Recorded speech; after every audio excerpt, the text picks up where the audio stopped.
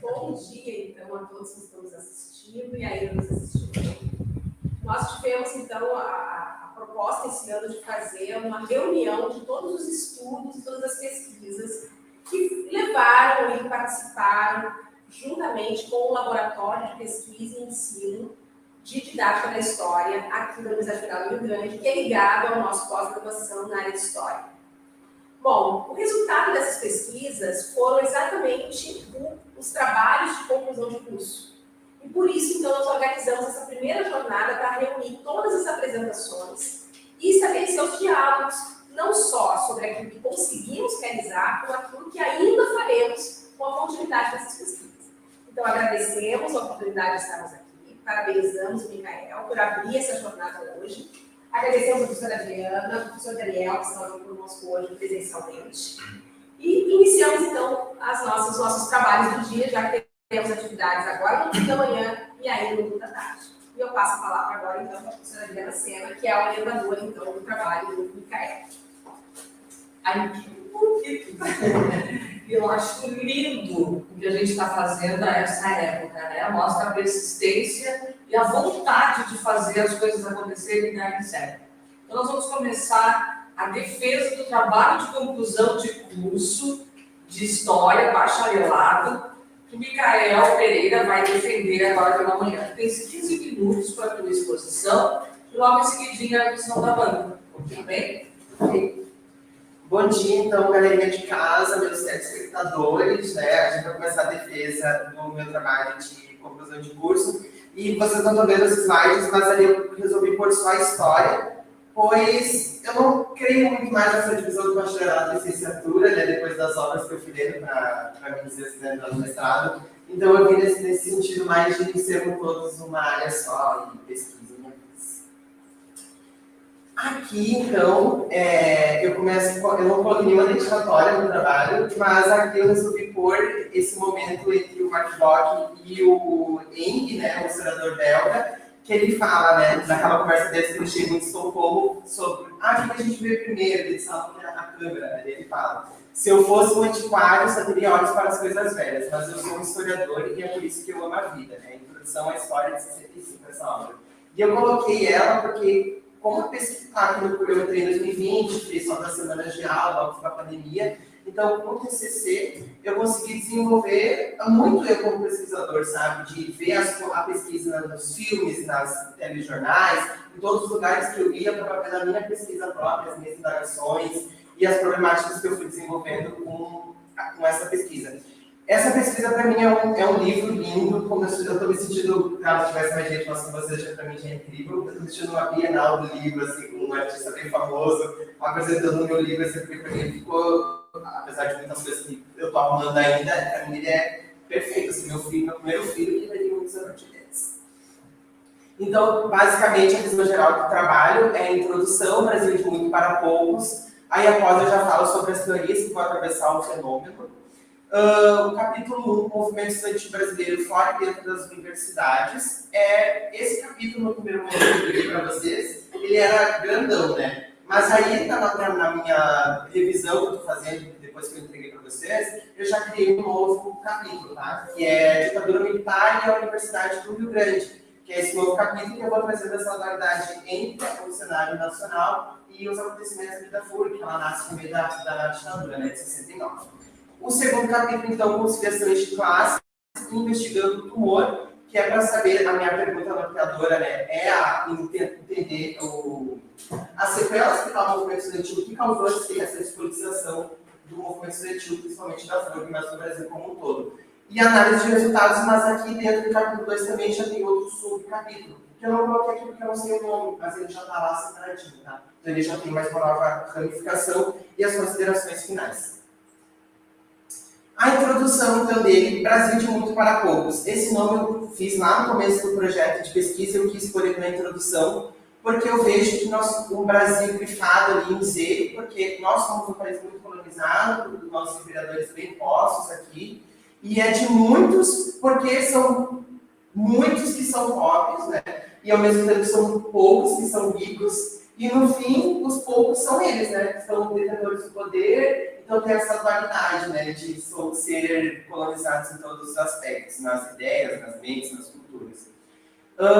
No começo da pesquisa, então, querendo entender o movimento estudantil, eu achei o Arthur José Coelho, do Poder Jovem, que é um historiador do movimento estudantil. Ele morreu esse ano passado, 2023, e ele lançou essa obra, Poder Jovem, durante a ditadura com outro nome. Ele foi perseguido, essa obra não pode ser lançada, então ela teve diversas outras edições e ficou o Poder Jovem, e todas as outras obras que eu fui lendo, assim, 98%, quando você como orientadora, minha orientadora, era usando ele como referência, entendeu? E o livro dele é incrível, é rico em detalhes de várias universidades do país, o UNB, o FRJ, a USP, então ele traz esse sentido mais de vários movimentos estudantis pelo Brasil, não só de um lugar como um todo. Bem rico em detalhes, no caso, né?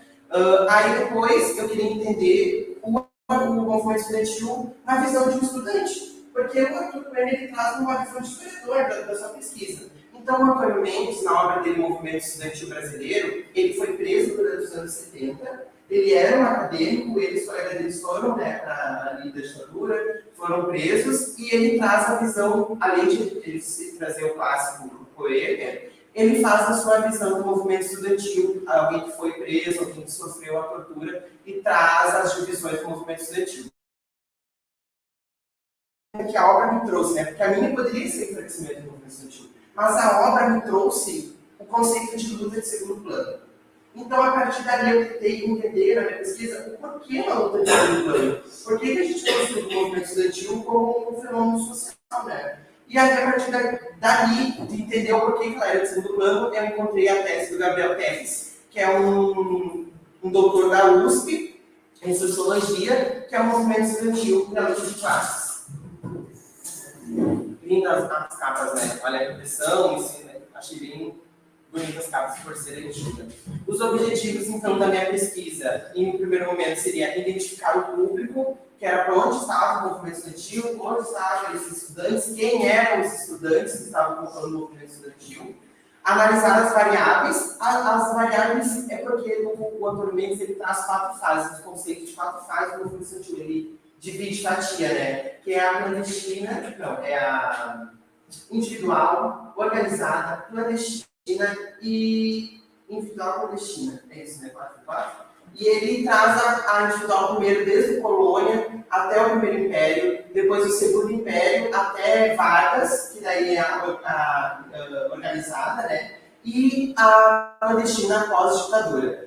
As hipóteses que eu criei dentro da pesquisa, fui desenvolvendo, né? Quando eu comecei a pesquisa, eu acreditava, como sendo apropriado, eu acreditava que se dava essa despolitização em massa no curso estudantil durante a ditadura, porque teve tanta repressão, acabou com os movimentos, esvaziou as entidades. Então, a minha primeira hipótese é essa, que teria sido durante a ditadura, que teria esvaziado o movimento estudantil. Mas, conforme eu terminei o primeiro capítulo, essa hipótese foi meio frágil, e eu segui um novo capítulo ali, que eu queria sobre o governo Lula até as revoltas fluvianas, achando também que teria sido nos governos Lula que tinha se dado a despolitização. E conforme eu fui dando a pesquisa, se deu outro desdobramento, né? Que não, enfim, depois eu conto para vocês. E a análise de resultados, então, da pesquisa. Quando eu comecei a ler, então, o Gabriel Teres para entender o movimento estudantil, a tese dele para entender uma luta de segundo plano, logo ele já me levou para Maria Alice Forac, que é uma grande estudiosa do movimento estudantil também, e a obra dela, Um Estudante e a Transformação da Sociedade Brasileira.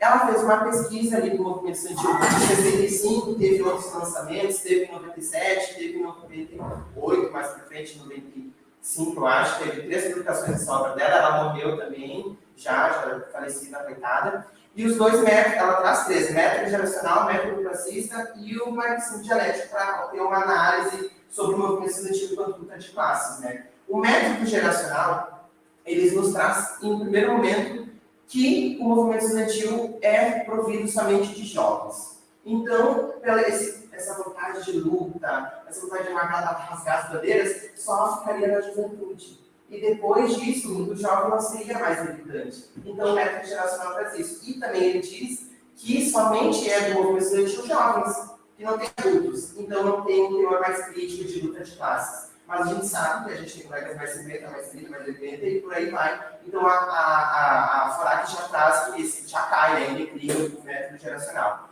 O classista, logo de primeiro, já diz classista que é classe. O movimento estudantil ali do ano 65 era dos filhos aristocratas, né? Era dos cafeicultores. Então, por ele ser filho da aristocrata, da classe média, o estudante ele não se envolveria em debates de luta de classe e seria somente por preocupações de enquanto estudante dentro da academia, não teria grandes debates, não romperia com a sua família e seguiria alienado. Por que ele cai e declina o método classista? Primeiro, que o estudante, se ele entra em movimento com a sua família, como a gente tem casos aqui na universidade, de alunos que vêm com a sua família ali provendo verba, e quando a nossa estudante rompe com os seus pais rompem a sua verba. Então, mesmo ele sendo da burguesia, ele vai ter esse movimento, ele vai ter esse despertar. E esse despertar já é provido da luta de classe, já é da discussão entre alunos, já é de observar o seu meio, mesmo com o seu privilégio. Outro parâmetro que ela traz é entre o jovem e o adulto. Que, em um primeiro momento, a gente tem que o adulto é o sábio, é o detentor da sabedoria, é o que sabe resolver os melhores dilemas da vida. A gente liga para a mãe, pelo amor de Deus, o que eu faço com isso? Então, quando tem essa inversão de que jovem é a melhor idade, tem aquele filme 30 Idades do Sucesso, A Fonte da Juventude, se tem essa quebra desse paradigma, né? Então, o velho não é mais velho, não. O mais experiente já não é mais as pessoas com mais idade, nossos pais. E se torna um jovem porque ele tem essa radicalidade, ele é jovem, por a inexperiência dele, ele vai conseguir ter os melhores desdobramentos das desigualdades sociais, ou da luta de classe, melhores diálogos, enfim. Então, esse conceito cai em terra, além de também fazer a abordagem entre jovem, estudante, e jovem e trabalhador, né? E o jovem trabalhador ele vai ter outros dilemas, outras preocupações, outras análises. Ela faz uma entrevista, né, nesse livro dela, e ela faz os primeiros alunos que eram nas particulares da UFAD do Rio, e mostra os jovens trabalhadores, os jovens ali riquinhos que não têm outras preocupações. Então, também o método classista ele não provê essa composição do movimento estudantil. Ela só tem burguês no movimento estudantil. Então, quando entra o filho do trabalhador no movimento estudantil, no ensino superior, já tem essa quebra também, né? O método geracional e o método classista, eles visam, então, entender a composição do movimento estudantil e não a posição dele enquanto classe, onde ele se esteve durante as efervescências políticas do país, né? A visão marxista, então, vai trazer isso, que o movimento estudantil, o estudante, enquanto sujeito composto, vai estar dentro da luta de classes, ele é provido da luta de classes. Se o aluno for de direita ou de esquerda, ter esse embate de ideias já é luta de classes, ter essa dualidade, né? Então, a pesquisa, eu usei o método marxista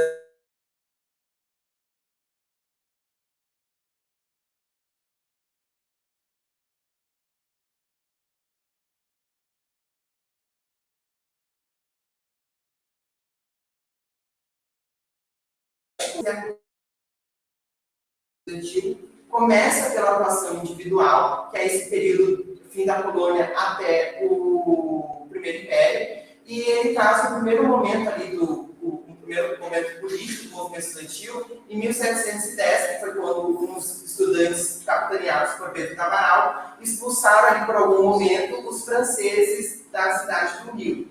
A historiografia traz esse momento, mas traz também a revolta do Vintém, que foi, eu tenho uma linha aqui anotada, em 1879, que também como o primeiro momento do movimento estudantil político, que a revolta do Vintém é contra a lei do orçamento que aumentava a passagem do pontinho. Então fica ou é essa ou é outra, a historiografia traz essa modalidade no primeiro momento.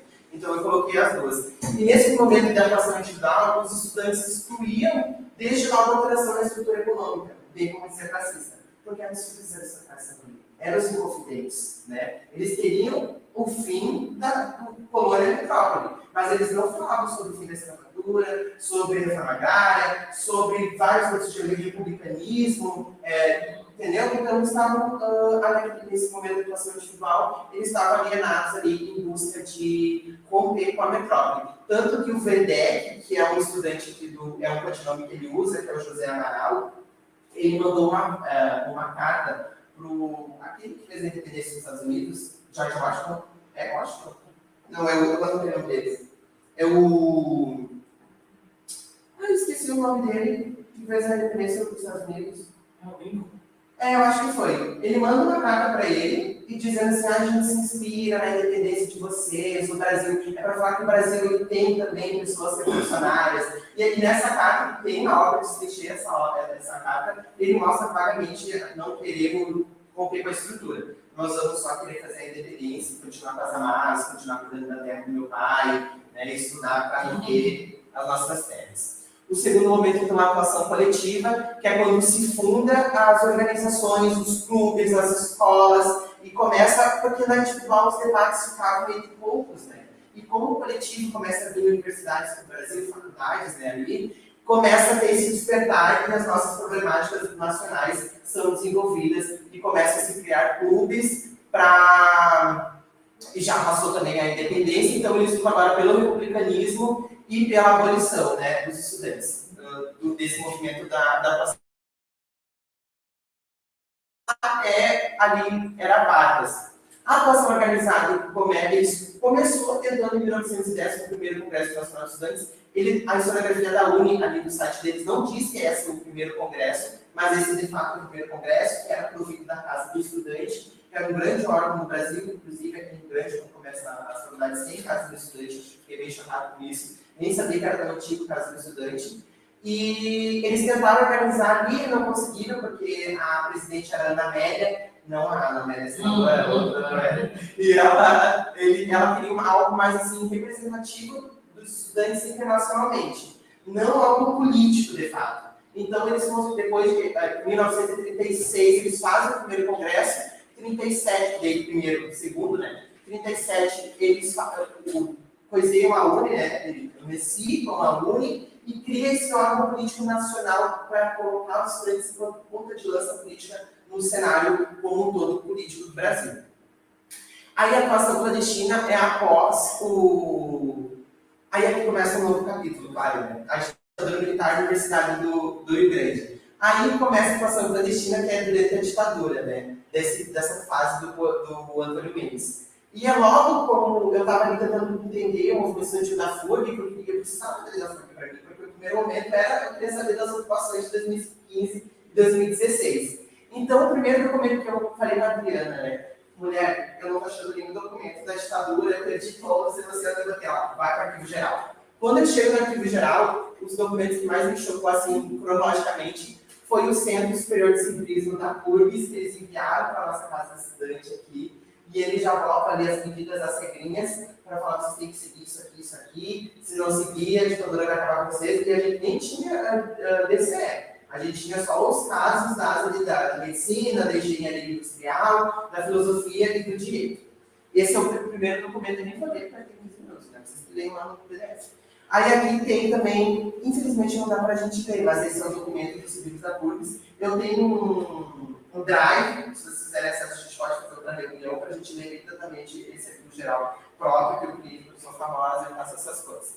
Aí tem essa crônica também do arquivo geral da FURG, né, que é o nome A Hora do Silêncio. Ele é bem lindo e mostra como os estudantes, mesmo não podendo falar sobre, eles falam em inglês, sabe? Então, ali no final fala, o silêncio é ouro, não, a palavra é ouro e o silêncio é prata, ou o contrário, não dá para isso. E aí mostra, né, que eles precisavam do silêncio, mesmo com o silêncio sendo ouro, a palavra seria prata porque você não podia falar. Então, o silêncio em nossas mentes, seria ouro, né? Ele é uma crônica linda e ele resplandece esse momento de não poder falar, mas entre nós a gente consegue se organizar. E daí tem a garota mais bonita dos estudantes nessa época, tem as ligas esportivas, eles criavam caravanas para viajar para as outras cidades, isso tudo dentro do Rio Grande do Sul, tá?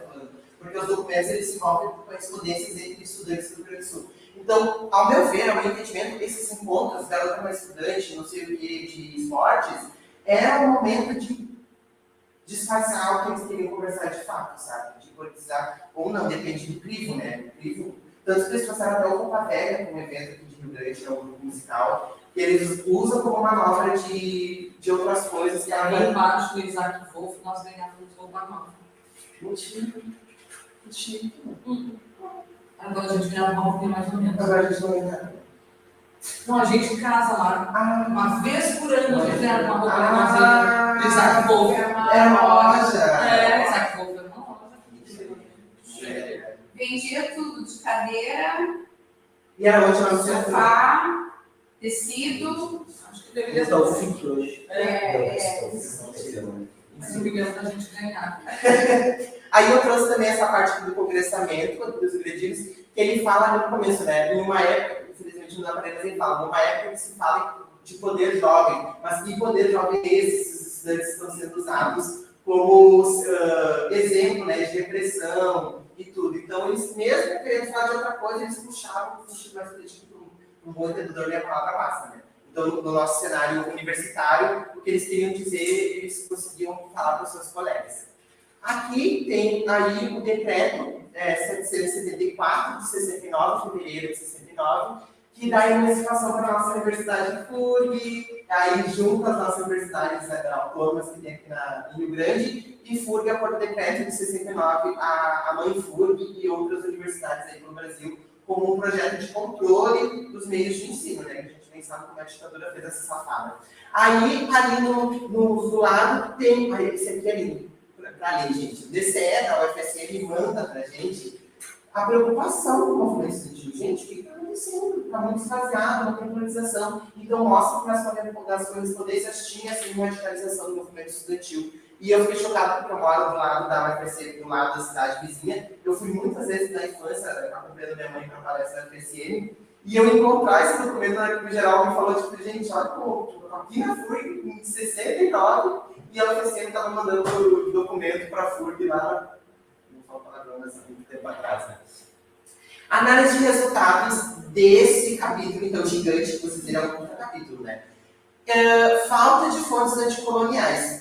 É uma escrita totalmente acadêmica, totalmente branca. Ali naquela parte ali da independência, a gente fala somente sobre Tiradentes, mas e o resto das revoltas, a gente fala o resto dos estudantes. E no primeiro momento, converso com amigos meus, com... Assim, gente, pô, a gente lê uns livros foda, né? Mas aí eu entendi que a gente precisa dos clássicos também. A gente não pode abandonar os clássicos, então a gente precisa dos clássicos e também de autores anticoloniais. Então eu tive esse primeiro momento de depressão com os clássicos, de querer negar, mas depois de já ter feito um capítulo gigante dos clássicos, e eu tive esse desdobramento de assim, não, eu vou amar meus clássicos sim, vou ler eles também, mas tecer a minha crítica sobre eles e não deixar de analisá-los, né? Uma análise que eu trago é que o Antônio Mendes ele fala que a fase clandestina do movimento estudantil vai até 4 anos após o AI-5, mas na verdade não. A minha análise hoje é que o período clandestino segue até 85, né? Porque eles não podiam se organizar de nenhuma forma, então não é 4 anos, são mais até 85. E o estranhamento e a aceitação é porque eu não consegui responder a minha pergunta norteadora, que é o estranhamento do movimento estudantil. Então eu fiquei tão frustrado porque eu já tinha escrito, e a gente começou esse TCC 2 semanas no fim de setembro, professor Daniel, pra você ter ideia. E a gente tinha diversos outros temas e eu não conseguia achar a minha pergunta, a minha resposta, porque então eu fui aceitando que eu precisava ler mais e estudar mais, e se ficasse grande, era isso mesmo, é o que acontece numa pesquisa. Então eu aceitei a problemática de ir à frente e ir para os demais, porque esse primeiro capítulo vai até a posse do Lula. Então eu não achei nada. Porque mesmo com a ditadura, com as privatizações do FHC, o Collor, os estudantes estavam lá, mesmo que fossem os secundaristas, né, com os caras pintadas, punk rock, eles estavam lá, eles estavam politizados e mobilizados. Então, mobilizados sempre estiveram mais politizados, aí essa é a problemática, né?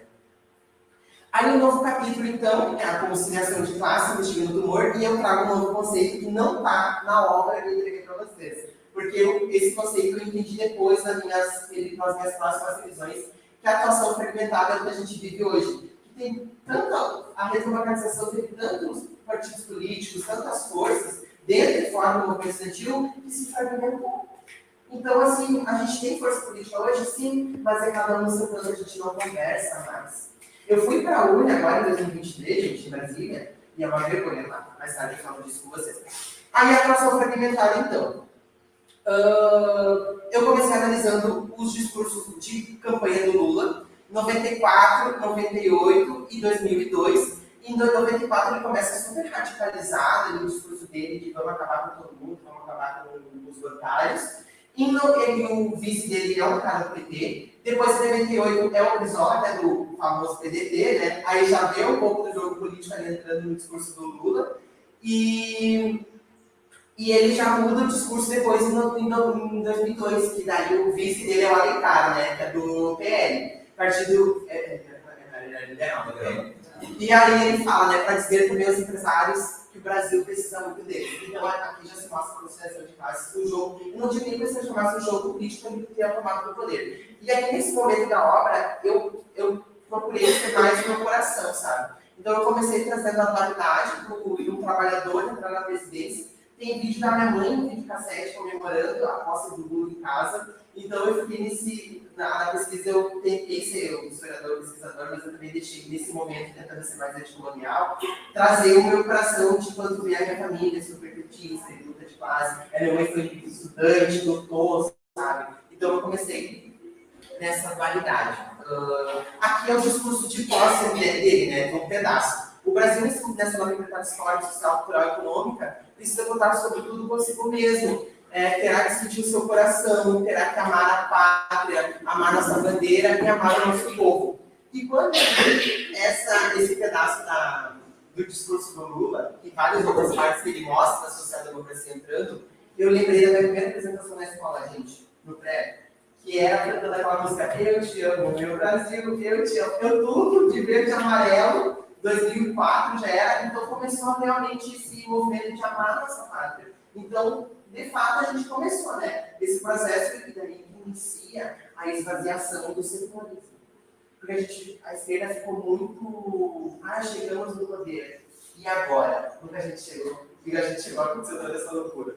Dentro da atuação fragmentada, então, eu comecei mais um pouco com a busca anticolonial e um ensaio mais coração, falando mais sobre essa dualidade de crescer numa família superpetista de esquerda e ver o teor crítico das políticas neoliberais do Lula, né? Lula e o poder se fez uma social-democracia. Então, quando eu comecei a querer entender o tema, só dizia a confirmação neoliberal nos anos do Lula. Não sei o que, liberal, eu será que de fato é ou o que estão querendo dizer? Então, eu comecei a tentar entender. No primeiro momento, eu tentei entender o que seria a social-democracia, então, para mim saber se ele foi social-democrata. Eu comecei a ler a crítica ao programa de Gotha, lá do Marx, que eles mandam, o Partido Social-Democrata Alemão manda para ele fazer uma análise, a gente testa as críticas aí, e ele testa mesmo, ele joga o cachorro morto, dá chute, e ele fala que a social-democracia, então, é um processo de transformação social, sendo o principal que é o processo revolucionário, né? A tomada de poder. Ai, mulher. E aí ele faz essa crítica dizendo que não é assim que funciona para ele, enquanto que quer ver que o proletariado tome conta do poder da estrutura até chegar no comunismo, no socialismo, não gradualmente, mas uma cultura brusca, né? Depois, para entender a social-democracia, depois da Segunda Grande Guerra, a gente entende o Plano Marshall, o desenvolvimento, o alargamento da social-democracia no velho continente, né? Eu adoro chamar de velho continente, porque são velhos mesmo. E aí o Plano Marshall começou a investir neles, começou a dar grana para eles. E eu usei de exemplo, eu achei uma reportagem dos países nórdicos, que é um grande exemplo da direita de desenvolvimento da social-democracia. Só que é um exemplo muito errado. Porque a gente tem a Finlândia, que a Finlândia ela tem a Noruega, que é uma empresa aqui no Brasil de mineração, e ela recebe muitos processos no Ministério Público, inclusive de tubos clandestinos largando lixo contaminado nas bacias. Então, continua o contrato de agora vocês vão ser o explorador também, não vão ser mais explorados. Foi esse contrato que se fez com o de Washington, com o Plano Marshall, né, com o velho continente. Aí também tem uma Finlândia, que tem a Nokia. A Nokia não é na Finlândia, são 4 horas de trabalho da Finlândia. Na Índia, que está a presença da Nokia, são 12 horas de trabalho e $60 por mês. Então, eles continuam explorando outros países, enquanto eles ali com aquele sonho louco de social-democracia, que é uma beleza. E sem falar do nosso maravilhoso chocolate suíços, né? Que explora trabalho análogo à escravidão na África, em África, no continente como um todo. E também, então, está no serviço de crianças, né? Serviço de menor de idade. Então, com esse estado de bem-estar social no velho continente, o que sobra para nós? Repressão, né? E na periferia a gente vai reprimir, começa as ditaduras, tenta as independências e se reprime cada vez mais. E para finalizar esse atendimento da social-democracia, eu lembrei do filme que eu vi na infância, que era o filme Bee Movie, que é as abelhas, a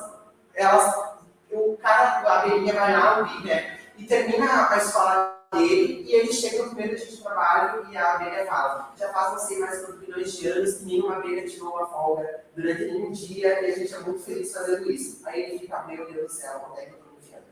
Aí a abelha fica louca e começa a criar discursos com a população abelística. Ele vê abelhas naquelas caixas que a gente fuma para, né, aquelas pontinhas. Ele vê isso, ele se revolta, ele vai lá pro judiciário, processa a raça humana, e a raça humana é proibida de comercializar mel, e todo o mel volta para as abelhas. Com isso, começa no sistema capitalista uma série de problemas. Porque está tudo morrendo, não tem polinização, então o mundo não tem mais fruta, não tem comida, e as abelhas estão com depressão porque elas não trabalham mais. Aí o filme traz, bem como social-democrata estadunidense, que se a gente para de trabalhar, em um certo momento o trabalhador precisa ser explorado para continuar com a rotação natural da vida. Então agora elas têm um dia de folga, as abelhas, no fim do filme, e elas não vão ser mais drogadas ali nos campos de concentração, deixando as abelhas sendo esfumaçadas. Então é bem como o Estados Unidos quer implantar na gente, né? Continuar mandando os nossos produtos e para continuar a colheita mágica do mundo. Aí, sim, daí terminei de entender a social-democracia. Mas eu queria entender dentro do Brasil, então, social-democracia, para entender o governo Lula, né? Para ver se deu essa despolitização do governo dele. Então, eu comecei tentando entender o encontro do capitalismo mercantil com as Américas. Foi aí, então... Então eu fui através do Antonino, que é uma obra do Francisco de Oliveira. Ele fala sobre o nosso subdesenvolvimento no Brasil, que essa desigualdade social, que a gente não cria ciência, nem conhecimento, nem técnica, a gente vai ser explorado mesmo, e é esse o acordo de trabalho universal do modelo capitalista que a gente está presente. Depois eu trago o Gabriel Vieira, que traz sobre os partidos durante o governo Lula no movimento estudantil. Começa a UNE a se aparelhar dentro do PCdoB, que é a Juventude JS, que é a majoritária da UNE até hoje, que foi quando eu fui lá para Brasília, e as mesas são esvaziadas, o processo de política é esvaziado, e eles querem ir para o show dos artistas, beber, fazer festa, e os momentos de debater que a gente que saiu super discutindo, a gente foi no ônibus discutindo o que a gente queria defender lá, e quando a gente chegou lá, não tinha nada para ser discutido. Então, se continua esse processo de despolitização dentro da UNE, e a oposição cresce dentro dos estados, e a autonomia e os alunos independentes. A primeira oposição do Brasil da direita é a CPI dos Correios e o voo 1097 da Gol, que é a classe média ali protestando em 2007 contra a queda do voo, e é um momento da historiografia onde mostra a oposição crescendo, né? Ali eu trouxe os muros acadêmicos, porque enquanto a gente acadêmico estava tudo com o Lula, com as políticas neoliberais dele, para minha mãe e para os trabalhadores, a Fome Zero, Bolsa Família, Luz para Todos, é uma maravilha, até hoje, né? A gente está aqui discutindo isso aqui, enquanto ali fora, aí eles só querem comer e trabalhar, gente. Então a gente está incluso nesse debate, eu trouxe isso em todo o meu trabalho, que a gente está muito recluso no nosso debate e a nossa sociedade não está tendo esse mesmo movimento da gente. Então a gente está sempre focado para nós e não tem as demais conversas com o trabalhador, né? A gente não sabe conversar com o trabalhador. Falei sobre o Reúne, sobre o ProUni, as problemáticas dele de ser tapa-buracos, né? Que é não resolver os problemas de fato das mazelas do movimento estudantil, da assistência estudantil do Brasil como um todo, né? Que o Reúne expandiu, criou prédio, mas infraestrutura zero, ensino zero, pesquisa zero, o ProUni também é competição de vaga, é investimento nas universidades privadas, deixando essa verba que podia vir para nós, indo para as privadas, né? Aí depois as caravanas da UNE, que passou por diversas universidades ali em 2008, foi expulsa de várias universidades do Brasil, porque ela era ligada ao partido do PT. Aí todo esse aparelhamento da UNE, né? Ali na quebra com o PMDB já é governo Dilma, onde a fada, não querendo conversar com os seus procuradores, tira cargos importantes dos ministérios do PMDB e começa a dar autonomia para a Lava Jato, e a gente sabe onde é que dá a Lava Jato, né? Aí aqui começa a parte mais legal do projeto, que é a parte que eu mais amo fazer, que foi entendendo o movimento estudantil da FURG. A Dilma disse que não governou, então, em 2014, 2015, e o Frente de Lutas contra a Precarização, que é uma página do Facebook do movimento estudantil, começam as suas lutas por mais assistência estudantil na FURG.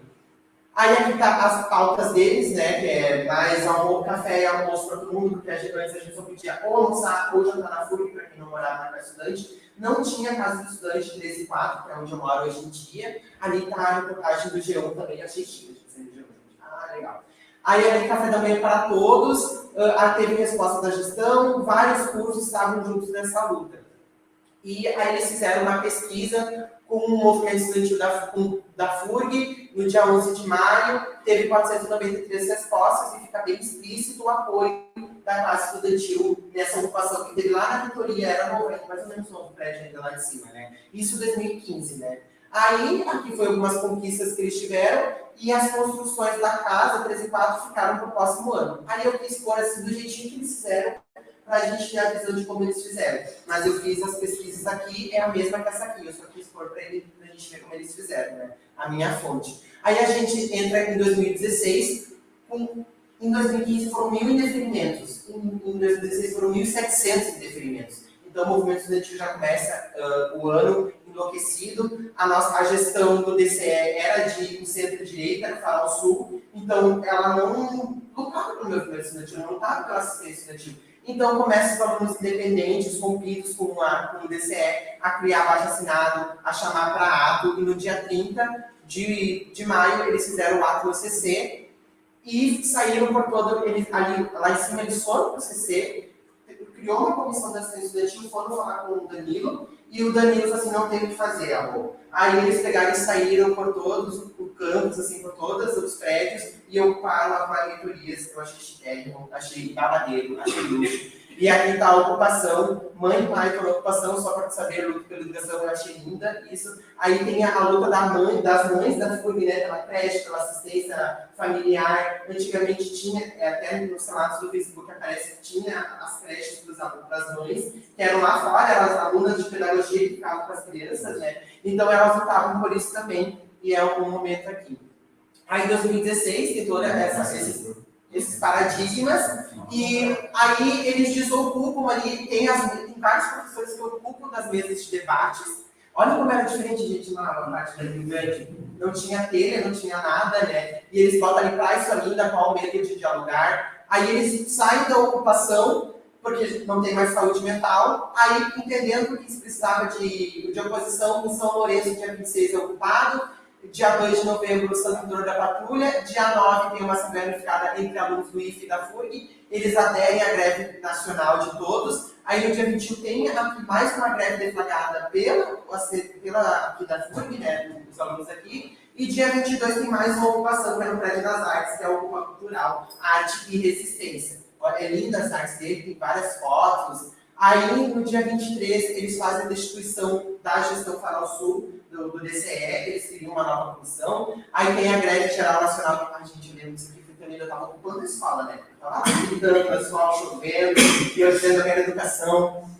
Aí eles fazem no dia 5 uma análise do movimento estudantil como todo, eles abrem o debate, bem democrático mesmo, né? Eles fazem, vamos analisar o que a gente fez até aqui. Aí a última revolta, até a última revolta de 2016, é por não voltar às aulas em janeiro, que a Cleuzinha queria que voltasse em janeiro, né? Aí eles conseguem que comece só em março, e essa é o que encerra a última revolta de 2016. E eu queria falar sobre muito mais coisas, né? A gente faz mais outro momento, a gente dialogar, estou famosa com a minha obra. As considerações finais, então, que foi no acordo de Washington, que eu achava que era no Lula, não consegui botar essa hipótese como verdadeira. Então, eu consegui entender que foi durante os anos do FHC que eu não tinha me debruçado de fato sobre o FHC. Esse foi o meu erro, porque eu teria bastante bem a pesquisa desse jeito. Então, eu voltei para o FHC, entendi a LDB de 1996, todo aquele escateamento do ensino fundamental ir para o município, aquela espécie de dinheiro que dá para os municípios, que dá para matriculados, e tira da União o dever de assegurar o ensino básico, o ensino médio e o ensino superior. Então, o acordo de Washington é de botar o Estado mínimo, fazer esse superávit primário, que é acúmulo de caixa, fazer dinheiro por dinheiro, né? E tira toda essa preocupação do Estado, da nação, com os seus compromissos. E como é que faz esse superávit primário? Como é que faz esse dinheiro render? Economizando. Onde é que você gasta economizando? Na educação, na saúde e em todos os setores de assistência social. Né? E é isso, gente. Obrigado.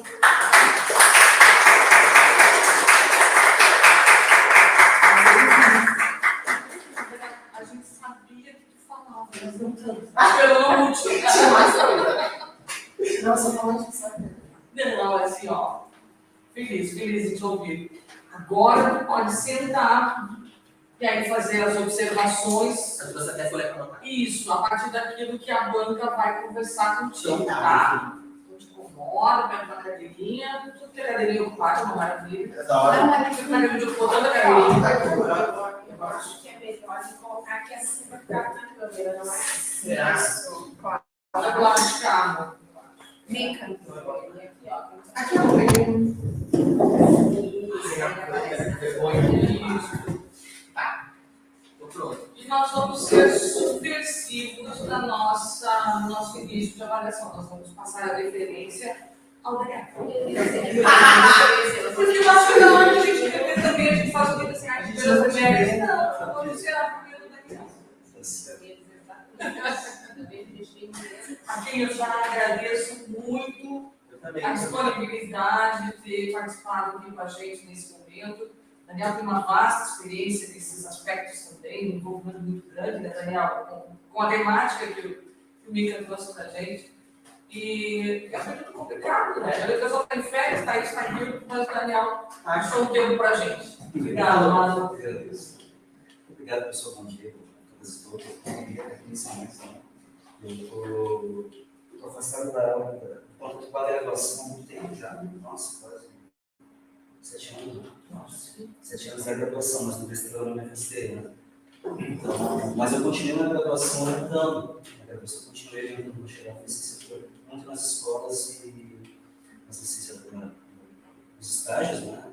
Nas reuniões com os graduandos e com o bacharelado. Mas a aula mesmo, com alguns alunos da graduação, não consegui mudar mais. Não teve mais como. Mas agora falta um pouquinho para voltar. Então, na verdade, oi? Agora falta tudo louco esse bicho. Agora falta um pouquinho para voltar. Micael, foi um prazer te conhecer. Assim, fiquei muito feliz mesmo assim, pelo convite, pelo convite da Adriana, da Júlia. E a gente sempre tem muitas coisas para falar numa banca, né? Sempre é muito legal, né? O momento da troca, do debate, da crítica que a gente faz. Crítica não é crítica, a gente fala, não, é crítica, debate histórico. Mesmo a Adriana sendo gentil, dizendo que eu entendo do assunto, entre aspas, eu entendo do assunto, né? Depois eu explico algumas coisas. Né? Talvez muito mais pela minha vivência no movimento estudantil, né? Por ter sido também filho também do movimento estudantil, não só, né? Eu vou me tornar professor de história porque também fui do movimento estudantil. Grande parte dessa época que analisou, no período mais anterior, né? E porque na história a gente acaba se envolvendo com um pouco de tudo, né? Nós, historiadores, a gente tem essa pretensiosidade, né? de querer ler, de querer participar, de querer estar envolvido com uma série de coisas, né? Do ponto de vista teórico e do ponto de vista prático, né? Porque o historiador, ele, felizmente, todos, claro, mas felizmente a maioria deles, dos nossos alunos, dos professores do país, acabam se envolvendo com pautas progressistas. Isso é um ponto de vista importante, que a formação do professor de história, do pesquisador de história, contribui para a sociedade brasileira. Né? Isso é muito legal. Né? Acho que, às vezes, nós, historiadores, também somos unidos, isso é uma característica nossa que pode ser vista como um problema também. Muito unidos de sermos donos da verdade, né? Mas é uma coisa que a gente também vai calibrando ao longo da nossa vida, né? Da nossa escrita, da nossa ativismo, da nossa militância. Então, são coisas importantes também. Refletir na nossa vida, né?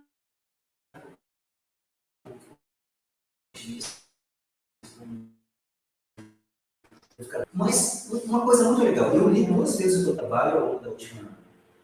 Eu acho que tu entregou na semana passada para mim lá no Brasil pessoal. Eu consegui ler 2 vezes o teu trabalho. E confesso que eu fiquei com muitas dúvidas, mesmo tendo lido 2 vezes, fiz uma série de anotações da pergunta, você está te perdido aí, eu estou perdido nas anotações aqui. Mas eu te confesso também que a tua explicação, a tua destreza, o teu desprendimento na fala, ela foi muito mais completa, muito mais clara para mim, tá? Do que na escrita. Tá? Então talvez eu assim, nota 1000 para ti na exposição, que é muito bom mesmo, assim, muito virtuoso, muito feliz, muito alegre, muito. Qual é a expressão que a gente usa? Muito animado, motivado. tu domina o tema. Tu domina o tema. A gente pode concordar ou não teoricamente, ou do ponto de vista da análise de alguns aspectos historiográficos, que não é para que discorda. Assim, nós podemos discordar no debate teórico, né? Não é o caso. Mas tu fala muito bem, e tu dá uma linha mais, para mim, no caso, né? Tu deu uma linha muito mais clara do que eu consegui entender na leitura.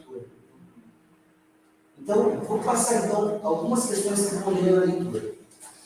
E acho que talvez, daí a primeira análise que eu faço do teu trabalho, que eu acho que é fundamental que tu corrijas isso, tá? Talvez, salvo o meu juízo, por falha minha mesmo, né, de dedicação ao meu trabalho, pode ter sido isso com certeza, eu faço 1 milhão de coisas por dia. Né?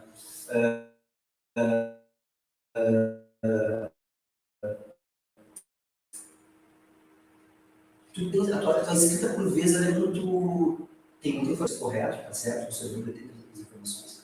Só que ela tem questões gramaticais que têm que ser corrigidas, bem sérias, assim. Eu apontei várias delas, mas muitas não apontei. Mas vou te entregar de novo o teu xerox, para te poder apontar. Então, eu vou trazer a página tal coisa. Vamos fazer isso aí, tá? Você vai ver por aí. E parágrafos muito grandes. Do ponto de vista do leitor, de quem vai receber a informação, isso é estudado na análise de conteúdo, na análise de discurso, essas teorias legais aí, essas metodologias legais. Parágrafos muito grandes, por vezes cansa o leitor e tu perde o entendimento do teu processo. E tu falou ali uma coisa no início do teu trabalho, achei muito bacana também. Mas que é o primeiro livro que eu escrevo. Cara, assim, uma coisa como. Nos primeiros. Pô, eu sou um velho professor, né, cara? Tenho 28. Quantos anos eu tenho de aula, cara? Você não tem de idade, né? Não. De 80 que coisa, né? Pô, eu já tenho eu acho que 28 anos de sala de aula. 28 anos eu sou professor já, eu acho. Desde 95 do aula, não é bom, né? Desde 95. E sempre gostei de escrever, né? Sempre, enfim, uma profissão, né? Não é bom, escrever também no dia da aula, né? Eu não ganho como escrever. E lá no início eu achava que os primeiros textos, as primeiras poesias, as primeiras músicas que eu escrevi, os primeiros textos científicos que eu escrevi, eu achava, isso aqui é definitivo, é isso aqui, que nada. Eu fui aprendendo ao longo da minha vida que a gente vai se construindo tanto como professor, como escritor ao longo da nossa vida. Então, não é a primeira vez que a gente escreve um trabalho que isso é definitivo. Não. Aí a gente tem que ter humildade. E isso até hoje, né? É a autocrítica de se despir e reconhecer os nossos limites, que é muito normal, os nossos limites na escrita. Porque a função de uma graduação, pessoal, importante, pode parecer que não tem a ver com o trabalho, mas tem a ver com o trabalho, né? A função da graduação, a gente não tem que aprender tudo, até porque a gente não precisa aprender tudo. Não é isso aí, normalmente é possível. O curso de graduação são 4 anos e ainda assim está em alguns conjuntos de componentes curriculares, dentre eles disciplinas que não são os componentes curriculares que podem curso de graduação de mestrado e doutorado, né? Mas quero dizer que a nossa vivência ao longo da vida, as nossas experiências, com as fontes primárias, com a literatura, que vai depurando, com a nossa observação sobre o mundo, que a gente vai depurando as coisas e melhorando a nossa escrita. Então, não tem essa nada de errado. Porque a gente não está aqui na banca, para testar o credibilidade ideológico. Não é? Nosso objetivo não é esse. Embora eu ache legal pra caramba, né? Se eu conseguir ajudar a formar um monte de gente que potencia essa diversidade, eu vou me sentir muito feliz como senador, como comprometedor.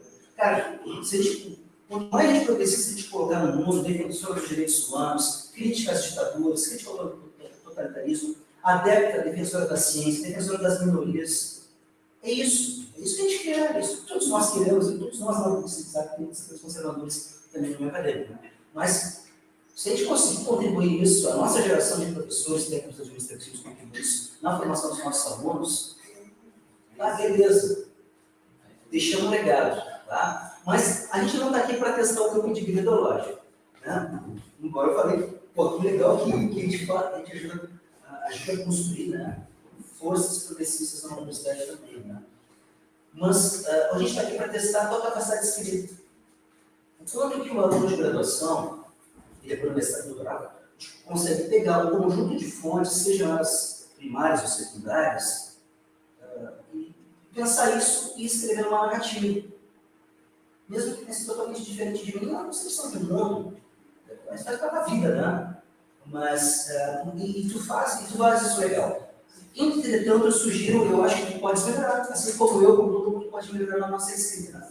E a principal observação, não foi uma crítica, mas a principal observação que eu faria é assim, eu acho que o teu trabalho é muito legal. Tu mesmo dissesse que começou a fazer em setembro agora, né? Não, em setembro. Então, aí eu fiquei imaginando que isso eu não tinha falado para o presidente da banca, antes eu acho correto, assim. O papo legal, o papo novidade na hora, isso é barato, né? E nem imagino eu perceber. Mas eu percebi que tu tinha feito as pressas do teu trabalho. Isso fica perceptível, porque tu coloca muita informação interessante. E na leitura, isso é uma característica de quem escreve muito rápido, muita coisa. Fica muita coisa solta. Então, tu faz uma atemporalidade, tu vai e volta, sem anunciar para o teu leitor, por favor. Isso merecia um cuidado maior da parte. Além da questão gramatical, os parágrafos que sim, fundamental ruim. Agora, eu sei também que a Adriana tem que publicar nota essa semana que vem, para terminar o detalhe. Então, não tem tempo de tu corrigir muitas coisas. Eu sei que não vai ter tempo. É que eu já vim corrigindo para ele. Sim. Já Mas assim, ó, se tu não corrigir a tempo, até publicar as notas, o teu trabalho é legal, o tema é legal, tá? Mas aí vale a pena tu corrigir bem ele, receber bem, muito cuidado. Isso é muito importante que tu não fique chateado comigo, né? Mas é importante. Eu estava feliz com isso, eu falei com a Darcy, né? Eu quero a crítica sobre a pesquisa também, porque eu quero seguir no mestrado, né? Espero que o senhor seja meu professor no mestrado. Então, eu espero que é isso, mas eu vim com esse intuito mesmo, sabe? Tipo, de ter as críticas a ele, porque eu achei ele tão maravilhoso fazer, eu chorei muito fazendo ele de felicidade, porque é isso, né? Que o primeiro bem, Tá. Outra coisa assim, fundamental, algumas coisas, no texto, tá? Eu acho que podias melhorar os seus subtítulos. Não vai melhorar, tu não vai melhorar esse juízo de outros anos.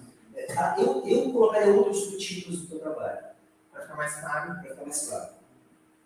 E fundamentalmente, assim, ó, eu achei muito, o conceito, cria um conceito, uma categoria que eu achei muito legal, que é revoltas frianas. Eu nunca tinha ouvido falar essa expressão.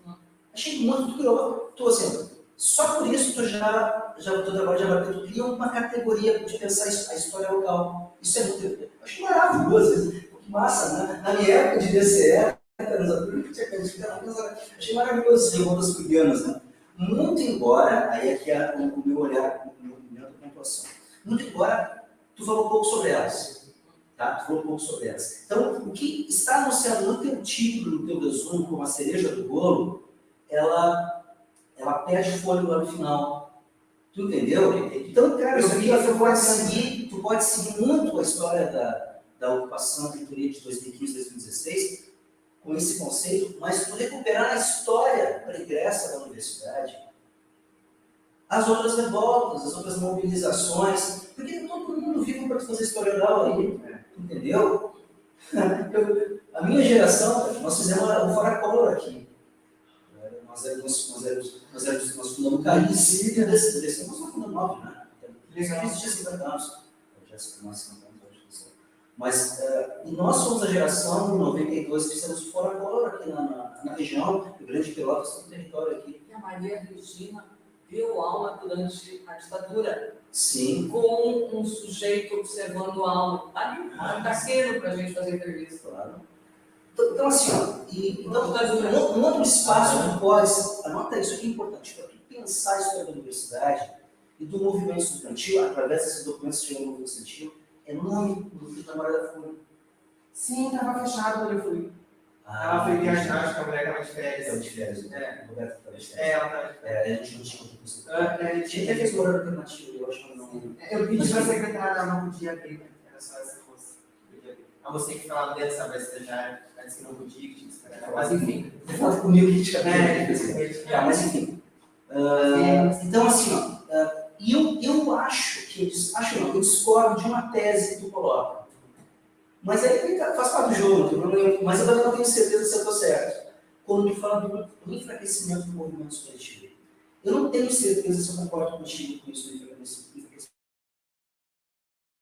Eu digo isso no teu trabalho, na primeira leitura, em qual momento tu te referia ao enfraquecimento do movimento estudantil brasileiro na FURG? E foi depois que eu fui entender, depois da segunda leitura que eu fui entender um pouco melhor. Né?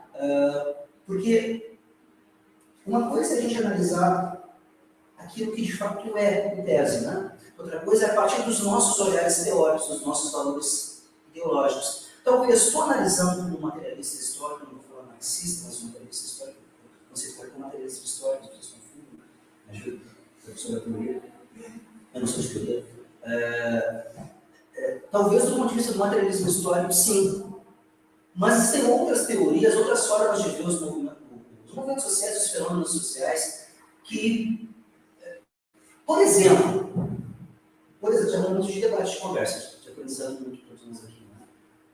O materialismo histórico, em tese, talvez até hoje não conseguiu entender os movimentos contraculturais. Sacou? O movimento negro, o movimento LGBTQI, o movimento feminista, das mulheres, o movimento ambientalista.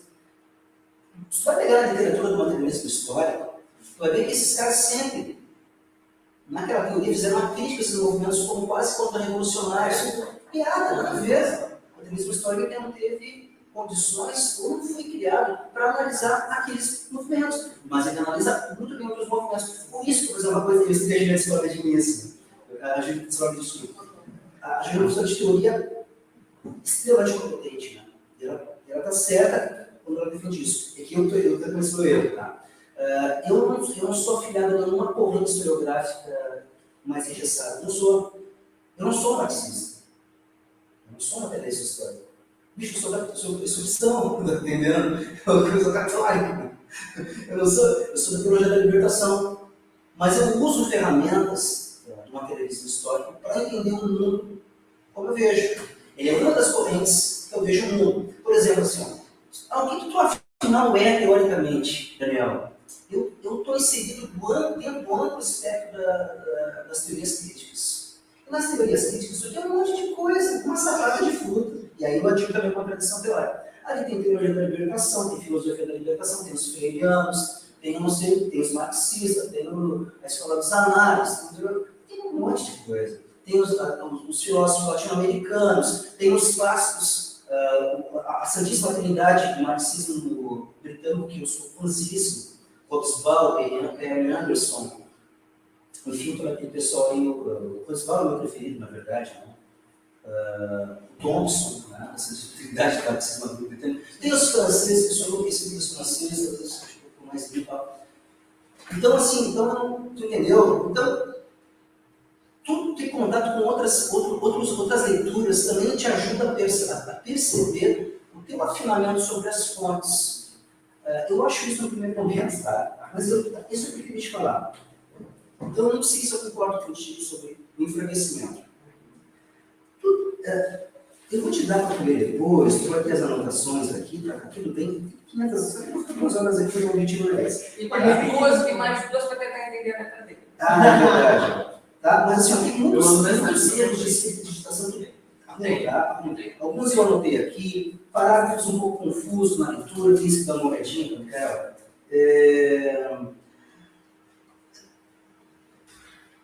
Uma pergunta que tu me responde, tá? Tu encontrou no começo do DCE no arquivo geral? Isso? Do DCE. Desse tipo no arquivo geral, tá? Sabe-se que eu sou da época que essa justiça era lá na Vitorino com o Benjamin Constant. Ah, isso aí era para mim, fiz um de reuniões como aluno, né? Sim, tanto que tem até documento sobre assistência de saúde, que era lá no centro, dentista.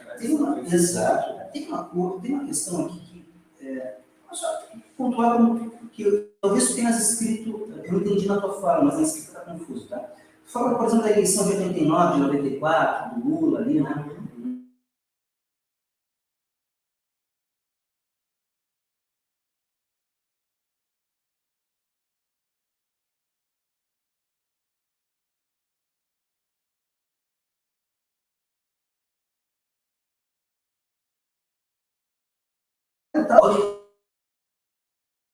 Brizola e o Prestes, né? Na juventude dele.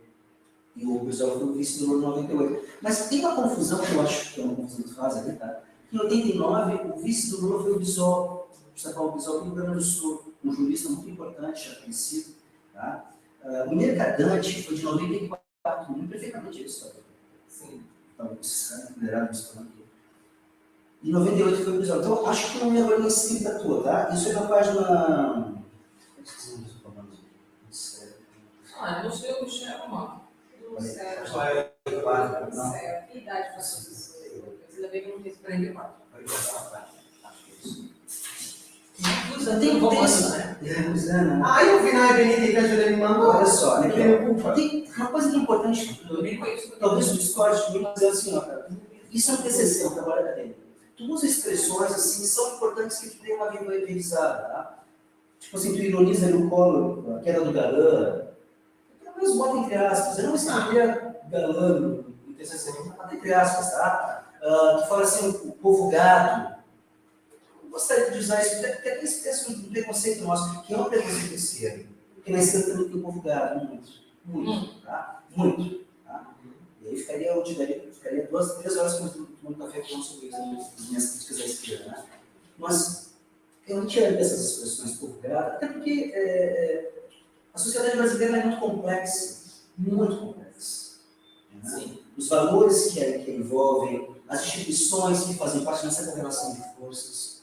Então é muito fácil para nós, até o povo é gado, isso pode incorrer em preconceito, e a esquerda nós somos muito preconceituosos. Então eu faria um refinamento disso, tá? A mesma coisa quando tu fala em perigo vermelho, bota entre aspas, porque assim, ó, porque perigo vermelho reforça o preconceito da direita contra a esquerda. Bota entre aspas, relativiza isso. Eu tentei fazer realmente esse preconceito com as falas, né? Bota entre aspas. Como se eu tivesse. Olha só, num dado momento, lá adiante, eu estava no aqui da história, tu fala do Collor, que o Collor era do PSDB, o Collor nunca foi do PSDB. Eu me lembro disso que eu nem peguei do pessoal da época, né? Eu fiz essa campanha, O Collor era do PRN, Partido da Reconstrução Nacional, e era, na verdade, antes da um partido de aluguel chamado PJ. E eu era da pastora da juventude, eu ficava indignado, porque se eu disse que eu de direita, eu usava a expressão PJ, e nós da PJ, a pastora da juventude, da libertação, das comunidades de juventude, indignaram aquilo, né? Ele se elegeu em 85 governador de Alagoas pelo PMDB, ele sai do PMDB, vai para essa sigla inventada de aluguel PJ, que dura 1 ano, e funda um PRN da qual ele é candidato à presidência da República. E ganha. Infelizmente ele ganha. Tem uma coisa que ele fez muito boa, Daniel. Oi. Ele assinou a minha nomeação. Que legal. Na época dele, né? É verdade. Minha nomeação foi assinada pelo Collor. A minha figura deve ser. Não. É, viu? A gente tem esse casado. Não, legal. Assinou minha nomeação foi. Tem um dado momento que é interessante, assim, tu vai fazendo várias análises sobre o Lula em alguns momentos, né? Eu sou um cara assim que eu não tenho tipo de estimação há muito tempo, pessoal. Há muito tempo. Mas obviamente eu reconheço, por campo da correlação de forças, a necessidade histórica dos pactos que acontecem. Como foi esse pacto que foi feito para se ganhar a eleição ou de eleição presidencial, né? E o Lula sempre foi um cara assim, né, cara? Um cara que sempre oscilou muito para lá e para cá, mas ele tem os méritos e defeitos dele, assim como as coisas estão aí com os seus méritos e deméritos. Certo, né? Nós é que temos que forçar esses governos mais progressistas a serem mais progressistas. A gente tem que fazer esse movimento, né? Mas assim, né? Em algum momento é horríveis. Então, em alguns momentos, assim, eu achava que estava fazendo uma ode exagerada ao Lula e ao esse movimento de autonomismo que foi surgindo, né? E que eu acho horroroso isso. Mas depois eu vi que tu faz uma crítica mais à esquerda ao lulismo. Então achei legal, eu meio que equilibrou assim. Claro, é que as tuas memórias de infância da tua mãe é militante, né? Tu peguei de 20 anos atrás. Então tu mostra um carinho assim, legal, interessante, tá valendo, né? Depois tu faz uma crítica um pouco mais drástica, mas acho que equilibrou um pouco ali, né? Mas enfim, né? Já estou terminando. Em dado momento, tu analisa o governo do Lula, conciliação de classes, né? O Lula nunca chegou, o PT nunca chegou ao poder, chegou ao governo. Chegar ao governo, então, botar poder é um conceito muito mais complexo. E aí, materialismo histórico nos ensina pra caramba o conceito de poder, assim, cara. Os marxistas dão um show para nós isso aí. O STF não chegou no poder. Não, chegou no governo. São coisas muito diferentes, tá? E aí, já estou com sociólogos, legal isso também, Mikael. Tu falou ali de democracia em vertigem, eu vi esse documentário. Tem que ter cuidado quando citar as fontes, tá? Elas não estão corretamente citadas, elas estão jogadas no teu texto. Quando tu faz um texto, assim, um texto jornalístico, um texto no Instagram, no Facebook, até parece que eu sei o que é isso, né? Eu vejo isso, não entendo. Mas assim, é um TCC. Então, existem formas de colocar no teu texto de forma correta, tá? Então é legal tu dar uma cuidada nisso, né? E o senhor acha que deveria pôr essa inclusive, de uma forma separada? Talvez eu coloque aí no texto ali o diretor, o ano do documentário, ou uma notinha de rodapé. Você não nota de rodapé para isso. Vamos falar uma nota de rodapé que é legal ter, é legal. Mas, assim, ainda vou ter coisa para te comentar. Mas eu vou dizer mais alguma coisa aqui, tá?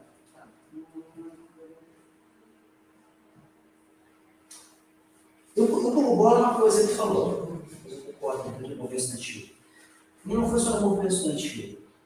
Tu fala isso aqui. Quando a esquerda chega ao poder, ao governo, na verdade, né? Em 2002, na eleição de 2002, há uma computação de quadros dos movimentos sociais e dos movimentos populares muito forte. Tá? Todo mundo sabia que isso acontecia. E claro, como a esquerda é muito autoritária em muitos aspectos, né? Os movimentos são muito autoritários, é da tradição do autoritarismo, né? Também, né?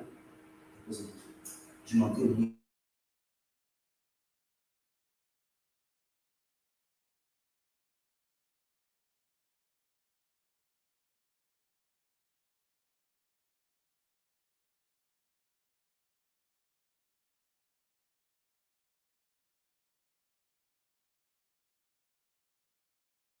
Tem uma questão no final que tu fala da Feira do Livro que eu discordo de uma questão eu pondero, que é um debate legal assim, de se fazer, né? Colocar uma cima da Feira do Livro.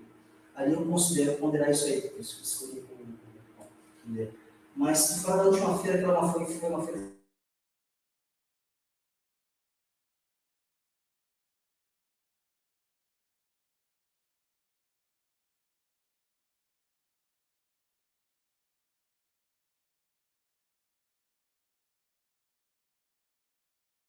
E até a forma como a gente constrói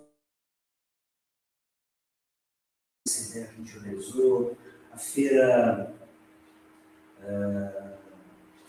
da educação pública, que a gente organizou com os sindicatos dos trabalhadores de educação, com os movimentos estudantis, quando a gente fez a defesa da Universidade de Santa Catarina na FURG, né? Eu não lembro mais a feira que eu organizei, e a feira do movimento, e a feira do povo negro, né? Antirracista, que chama.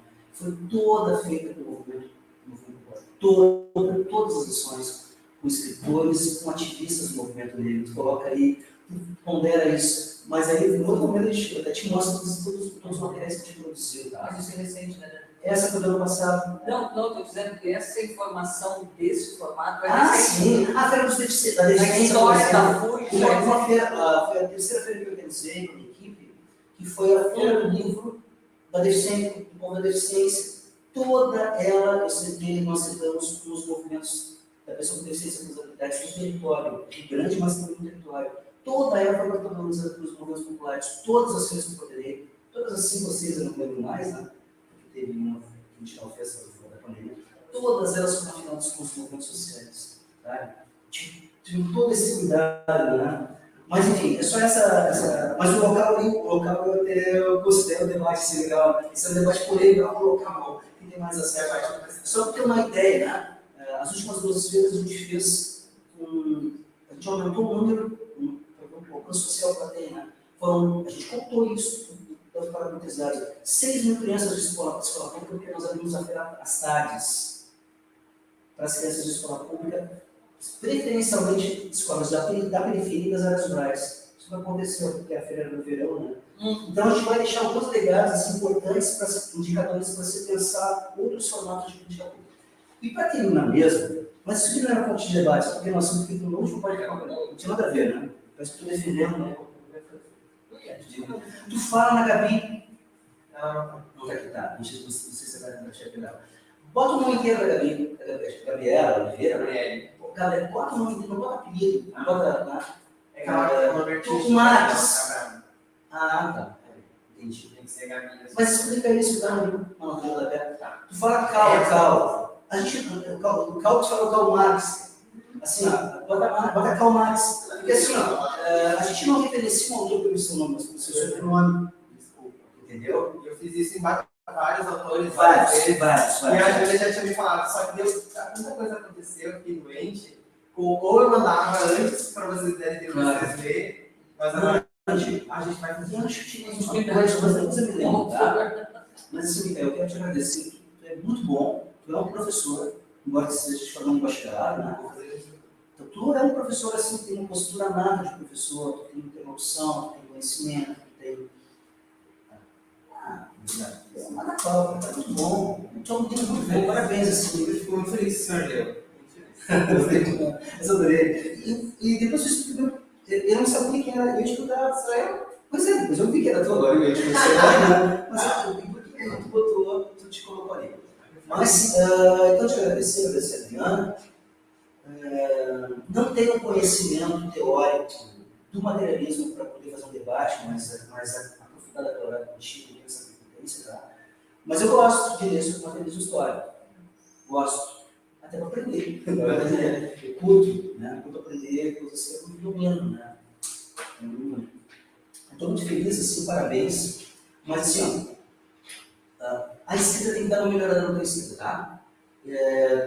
Podemos manter aqui todas as teses que tu coloca, embora eu acho que tem algumas fragilidades, algumas teses que tu coloca, não prova, elas. Eu critico, né? Mas assim, mas também é verdade, não tem a obrigação de fechar isso tudo. Também não tem necessidade. Tem obrigação. É o que eu te falei, a gente não está analisando aqui o teu pedido ideológico, a gente está analisando a tua capacidade. Como aluno de 4 anos, 5 anos, tu fez o curso, 4 anos, então, beleza. De como tu conseguiu pegar um fenômeno histórico, social, e descrever e fazer um papo metodológico sobre ele. Ele para mim está super legal, tá? Obrigado. Obrigado, Amado. Isso é muito técnico. Obrigado, Amado. A Adriana foi minha professora.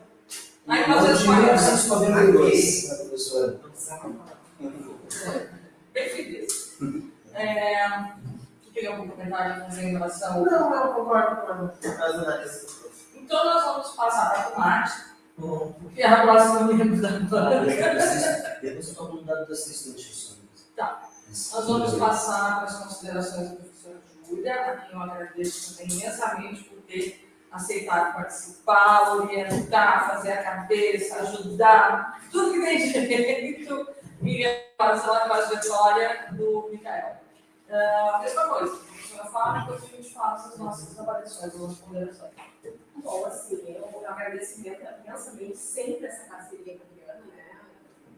Tá? Uma coisa do Daniel, que nem uma alegria, né? A gente tem uma longa trajetória de trabalho, de amizade, de carinho. E aí, com todos os vídeos que a Adriana, né, compartilha comigo, né? Ela compartilhou com o Micael, e eu acho assim, uma das coisas mais maravilhosas de ser professor A gente vê o processo de transformação do sujeito histórico.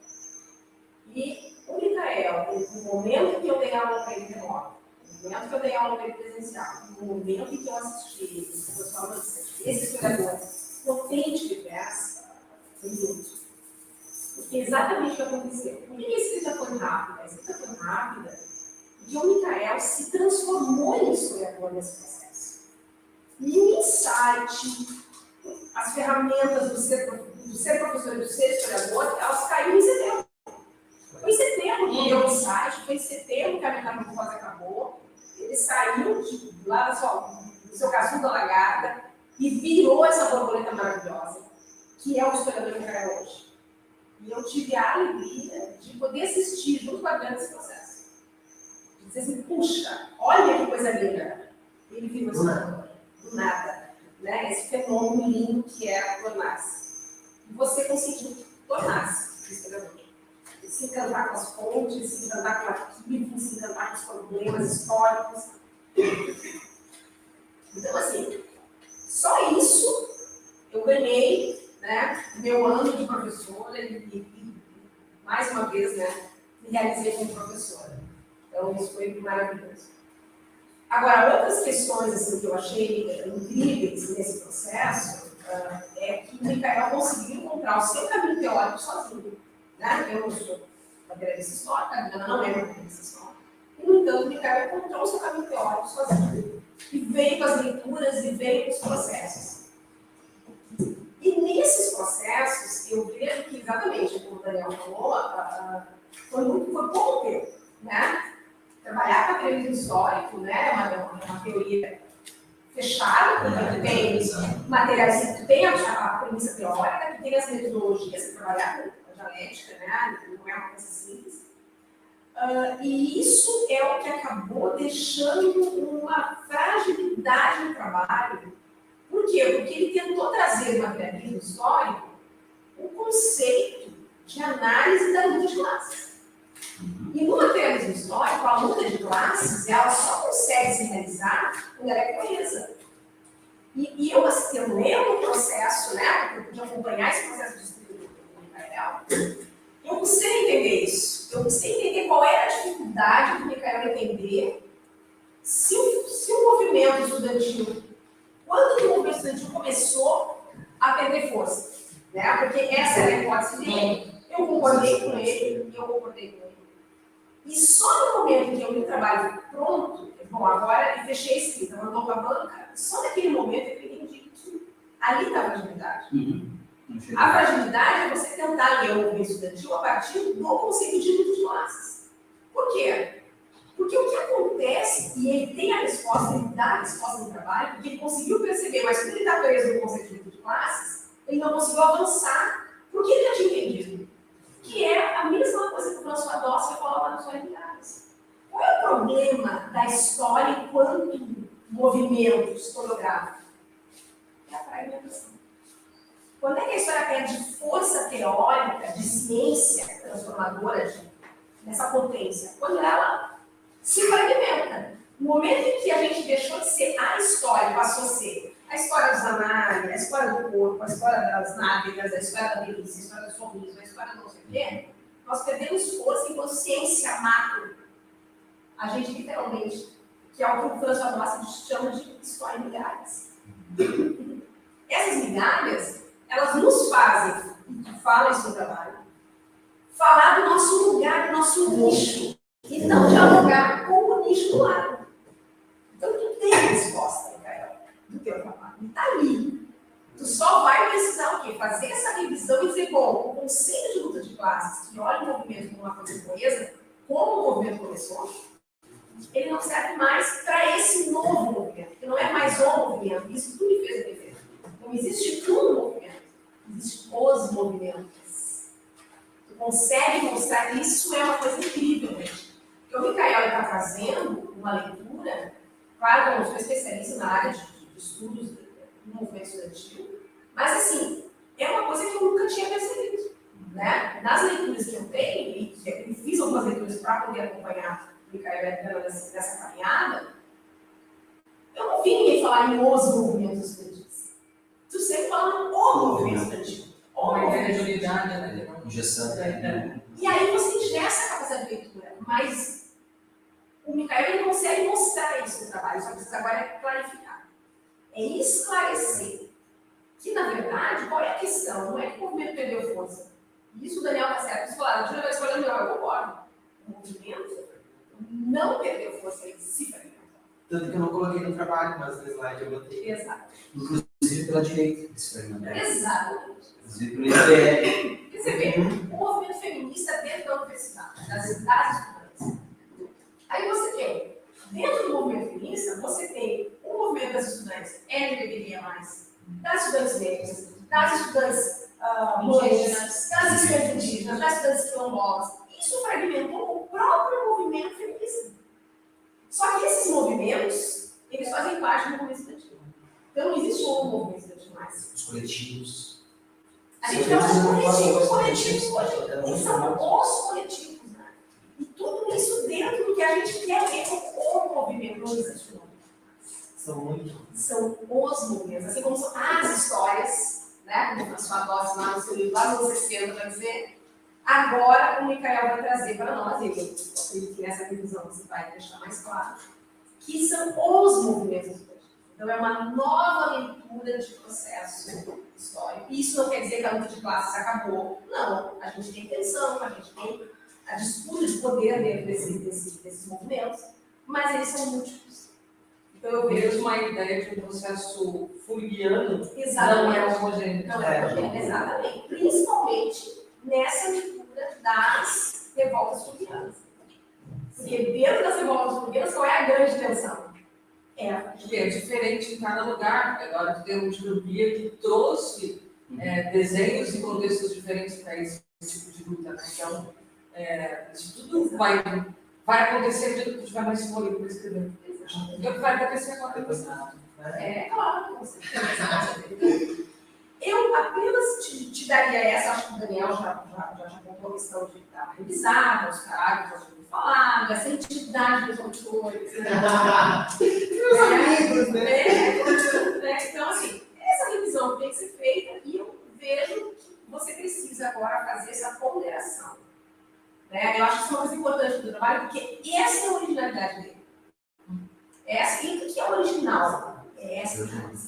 E ela está lá. Ela só precisa ficar esclarecida. Eu fiz e não compreendi no fim. Mas, ao ler, até porque eu estou muito imersa no processo, ao ler, eu digo, pô, mas essa sacada.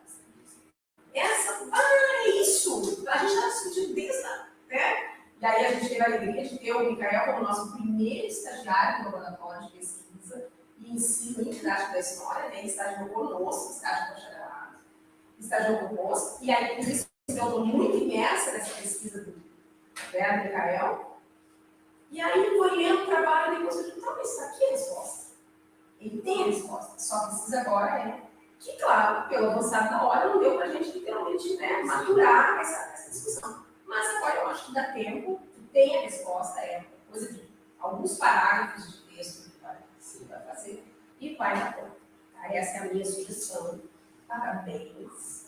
Parabéns.